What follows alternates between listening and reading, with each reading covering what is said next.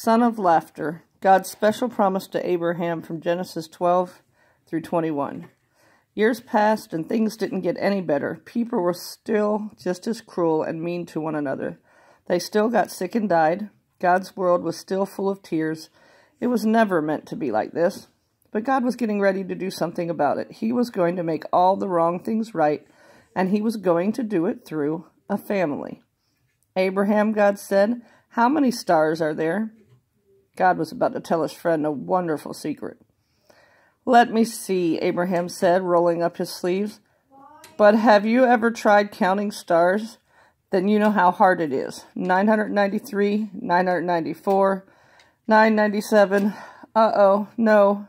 Wait, 1, 2. Of course he kept losing count. "Too many," he said.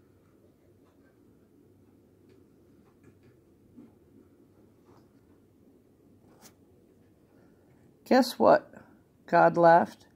"I will give you so many children and grandchildren and great-grandchildren you won't be able to count them either." Abraham couldn't help giggling at such a wonderful idea, but he stopped himself.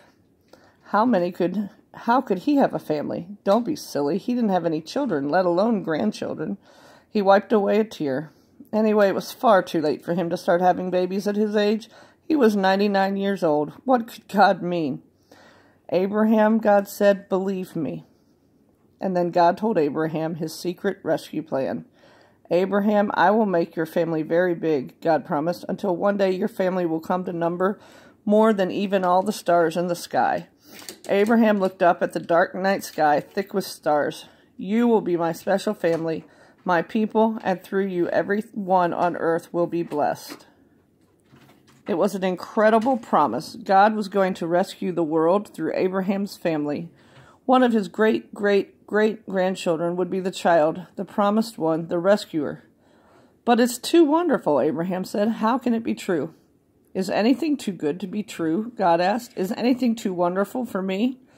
So Abraham trusted what God said more than his eyes could see, and he believed. Now, when Abraham's wife Sarah heard God's promise, she laughed to herself. But it wasn't a happy laugh. It had tears in it. She'd always wanted a baby. Could her dream come true? Could she really have a baby when she was 90 years old? No, of course not. Don't be silly. It was far too late. Sarah didn't believe God could do what he promised. She had forgotten that when God says something, it's as good as done. Of course, it was as easy for God to give her a baby son as it was for him to make all the stars in the sky. Sure enough, 9 months later, just as God had promised, Sarah gave birth to a baby boy. They named him Isaac, which means son of laughter, and Sarah laughed. But this time it was a glorious, happy laugh. Her dream had come true. God would do as he promised. He would always look after Abraham's family, his special people. And one day God would send another baby. A baby promised to a girl who didn't even have a husband, but this baby would bring laughter to the whole world. This baby would be everyone's dream come true.